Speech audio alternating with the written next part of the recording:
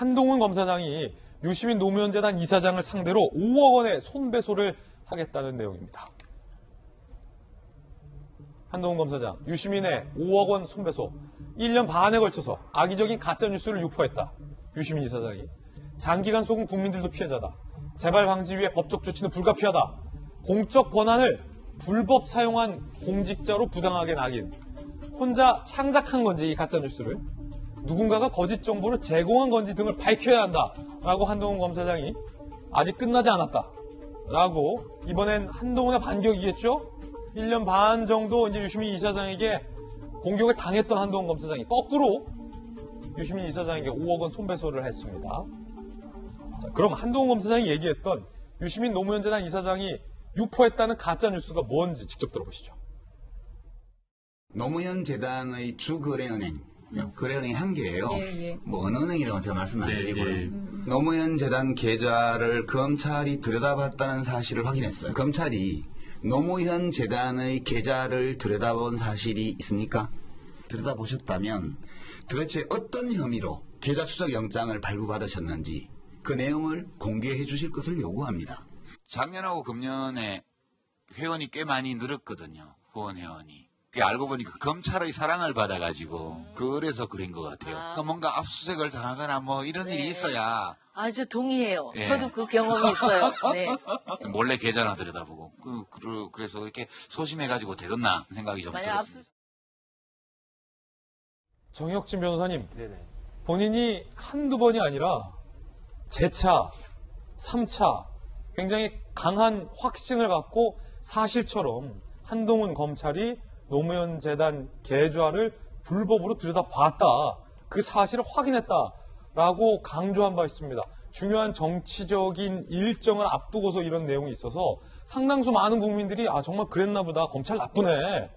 라고 생각하신 분들도 많을 것 같은데 유시민 노무현 재단 이사장은 그 이후에 사과하고 끝이었는데 끝이 아니었군요, 지금. 이게 왜 그러냐면요. 검찰이 금융기관이 아니잖아요. 예컨대 이제 내가 금융기관이다 그러면 유시민 그 이사장의 계좌를 내가 볼 수 있겠죠. 금융기관 직원이면. 하지만 검찰은 금융기관이 아니기 때문에 유시민 이사장의 계좌를 보려면 금융기관까지 가야 돼요. 가서 보여주세요. 이렇게 해야 되지 않겠습니까? 그런데 그렇게 이제 그걸 요청을 하려면 당연히 법원에 영장이 있어야 되는 거고. 그런데 우리나라 금융실명법에 어떤 규정이 있냐면 예컨대 검찰이 제 계좌를 봤단 말이에요. 그러면 6개월 늦어도 1년 내에 저한테 통보서가 와야 돼요. 검찰이 내 계좌를 보여달라고 해서 내가 당신 계좌를 보여줬다. 그러니까 참고하라. 그게 이제 통보서가 저한테 와야 되거든요. 그러니까 한동훈 검사장 입장에서는 자기는 그런 행동한 적 전혀 없고 그렇기 때문에 유시민 이사장한테 만약에 당신 말이 정말이라고 하면 금융기관에서 왔다고 한 그 통보서 내라. 집요하게 요청을 갖다가 한 거죠. 한동훈 검사장이. 그런데 그게 없잖아요. 그러니까 어쩔 수 없이 유시민 이사장이 내가 그 거짓말 한 것 같습니다. 그러면서 잘못했습니다. 미안합니다. 이렇게 말하고 끝날 줄 알았는데 한동훈 검사장이 뭐 옛날에 이제 검사장 잘 나가고 그랬으면 모르겠다 그러면서 끝났을 수도 있었지 모르겠지만 지금 같은 경우에는 좀 약이 올랐는지 어쨌든 그 손해배상 청구 소송을 제기한 거 아니겠습니까? 어쨌든 금전적으로 배상을 해라. 근데 이제 5억 원은 좀 제가 봤을 때 과한 금액인 것 같은데 그런데 대법원에 명예훼손 관련해가지고 손해배상 그 기준이 있거든요. 그 기준이 생각보다 상당히 높아졌어요. 더군다나 이제 사이버 같은 경우에 많은 사람들한테 그 피해가 더 클 수 있기 때문에 그래서 구체적으로 제 생각에는 이제 본인이 스스로 인정을 한 거기 때문에 이게 승소할 것은 거의 확실하다고 저는 판단이 되고 관건은 과연 법원이 얼마만큼이나 저 손해배상 금액을 위자료를 인정해 줄 것인지 그게 또 다른 사건들에 있어서의 기준도 될 수 있지 않을까 싶습니다.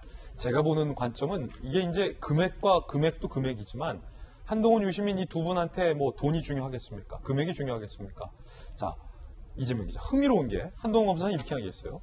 이 가짜뉴스를 혼자서 창작했는지 아니면 누군가가 거짓 정보를 제공했는지 이 말은 누구랑 같이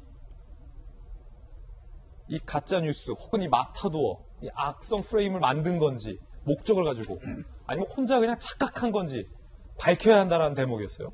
유시민 이사장이 이 부분에 대한 답변은 지금 하지 않았어요. 다만 사과를 하면서 나 스스로도 내가 상대를 악으로 규정하는 어떤 잘못된 관습에 빠져 있었다.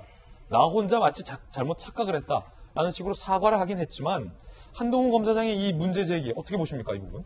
굉장히 좀 중요한 문제제기라 보고요. 이것은 한동훈 검사장의 소송이 있든 없든 간에 전 유시민 이사장이 사회에 책임 있는 인사로서 밝혀야 한다는 생각이 듭니다. 그러니까 유시민 이사장이 조금 전에 얘기한 것처럼 통보서가 1년 동안 안 왔죠. 그래서 결국은 올해 1월 달에 사과를 합니다. 사과 내용은 굉장히 전 진정성 있었다고 봅니다. 상대를 악마화하고 적대감에 사로잡혀서 논리적 확증 편향에 빠졌었다. 이렇게까지 얘기를 하면서 사과를 했는데, 자, 그게 정말 진정성을 가지려면 저는 한동훈 검사장이 문제제기한 것처럼 과연 유시민 이사장이 누구로부터 잘못 알고 얘기를 한 건지, 다시 얘기해서 자신도 속은 건지, 아니면 자신이 세상을 속인 건지를 분명히 밝혀야만 그 사과의 진정성이 있지 않겠습니까? 그렇군요. 그랬을 때 결국은 정말로 논리적 확증편에 빠져서 오류를 범한 건지 아니면 악의적인 거짓말을 1년간 지속적으로 해왔던 건지를 아는 건 굉장히 중요한 의미가 있는 거죠. 두 개는 전혀 다른 차원인 거죠. 악의적 거짓말과 본인도 누군가로부터 잘못 듣고 속았다면 그건 전혀 다른 차원이기 때문에 저는 그 부분에 대해서 유시민 이사장이 밝히는 게 저는 공인으로서 도리다 이런 생각이 듭니다. 예.